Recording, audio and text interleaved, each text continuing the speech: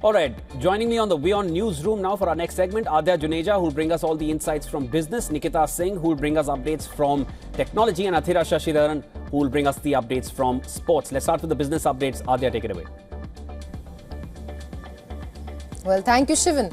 From oil supply shocks to safe haven trades and chip optimism, here are the key business stories to watch today. Now, first up, oil prices moved lower after US President Donald Trump said Venezuela would hand over between 30 to 50 million barrels of oil to the United States. Brent crude slipped to around $60 a barrel as markets priced in the prospect of increased supply rather than disruption. Now, analysts say the move adds to oversupply concerns already driven by weak demand growth and rising output from OPEC and non-OPEC producers. Morgan Stanley estimates the global oil market could face a surplus of up to 3 million barrels per day in the first half of 2026.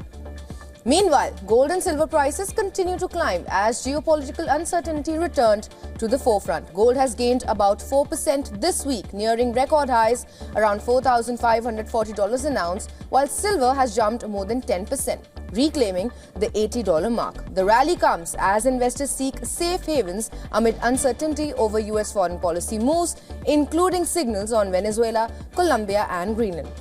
Despite higher margin requirements briefly cooling prices last week, analysts say precious metals continue to benefit from global instability and strong investor demand as stores of value.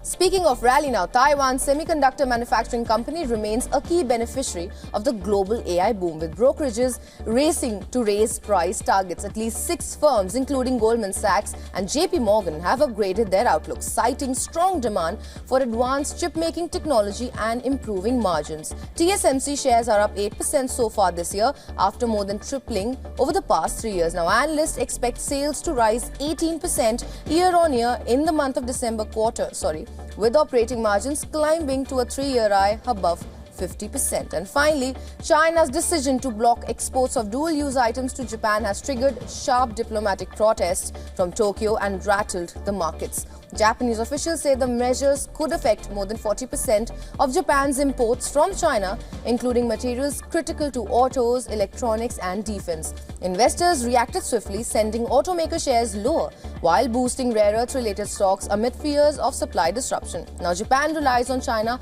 for about 70% of its rare earth imports, raising concerns of economic fallout similar to the 2010 dispute that disrupted manufacturing and growth.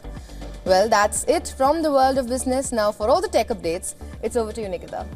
Well, thanks so much, Adya. First up, Meta has paused international expansion of its Ray-Ban display smart glasses due to short supply and strong demand in the United States. The company had planned to launch the augmented reality glasses in the UK, France, Italy and Canada after seeing strong sales of earlier versions. Meta said it will prioritize fulfilling US orders while re-evaluating international availability, citing extremely limited inventory for what it called a first-of-its-kind product. Germany's Media Minister Wolfram Weimer has called on the EU Commission to take legal action against Elon Musk's social media platform X over the spread of sexually explicit AI-generated content. Now, Weimer said that the platform is witnessing what he described as the industrialization of sexual harassment. European leaders and the EU Commission have raised concerns about content created using X's inbuilt AI chatbot Grok.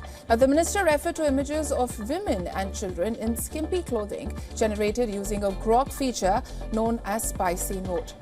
And finally, privacy-focused smartphones and new form factors have emerged as key highlights at the CES trade show in Las Vegas. Now, the Hero Secure phone powered by Murena was unveiled with the Google operating system and a physical kill switch. The device allows hardware-level control over microphones, cameras and sensors, targeting privacy-conscious users. Now, Hero says the phone combines strong security with high-end features, including an AMOLED display.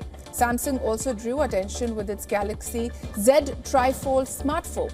The 3-panel folding device features dual hinges and opens into a 10-inch tablet-like screen.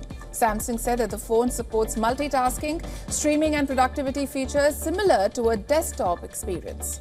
Well, that's it from the world of technology. Now my colleague Athra would be taking you through some sports updates across the globe. Over to you, Athra.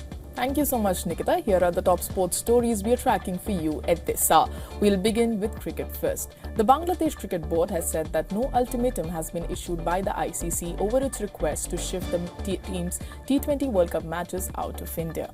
The statement from the BCB came after reports in the media emerged that the ICC had given them an ultimatum to either play their T20 World Cup matches in India or forfeit points. The statement added that the BCB will continue talks with ICC over the matter. The country's cricket board also said that the ICC reiterated commitment to ensure full and uninterrupted participation of Bangladesh in the T20 World Cup. Meanwhile, the Pakistan Cricket Board has announced that Bangladesh pacer Mustafizur Rahman will be playing in the next edition of the Pakistan Super League, even though the players' auctions for it is yet to be done.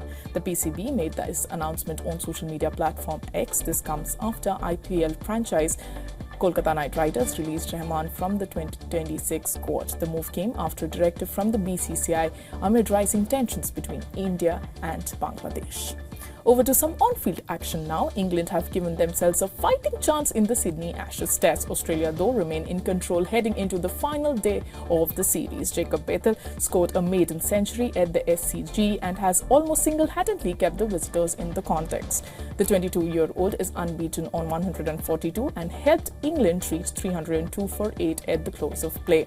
England currently lead Australia, who were bowled out for 567 by 119 runs. It will take a remarkable performance from England on the final day to steal the win. Lastly, defending champions Ivory Coast cruised past Burkina Faso's 3-0 to reach the quarterfinals of the 2025 African Cup of Nations. Winger Amad Diallo scored one goal and created another to help holders seal the win. Ivory Coast will now face record 7-time champions Egypt for a place in the semi-finals. The heavyweight quarterfinal clash will take place on January 10th. Well, with that, we've come to the end of the sports segment. It's back to you, Shivan. Thanks so much. Thank you to all my colleagues, Athira, Adya and Nikita, for getting us all those updates. And with that, we call it a wrap on the WION Newsroom and also a wrap on this bulletin. Short break now. Stay with us. News and updates continue on the other side.